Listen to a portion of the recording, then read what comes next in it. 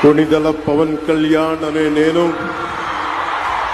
శాసనం ద్వారా నిర్మితమైన భారత రాజ్యాంగం పట్ల నిజమైన విశ్వాసం, విధేయత చూపుతానని, భారతదేశ సార్వభౌమాధికారాన్ని, సమగ్రతని కాపాడుతానని ఆంధ్రప్రదేశ్ రాష్ట్ర మంత్రిగా నా కర్తవ్యాలను శ్రద్ధతో, అంతఃకరణ శుద్ధితో నిర్వహిస్తానని, భయం గాని, పక్షపాతం గాని, రాగద్వేషాలు గాని లేకుండా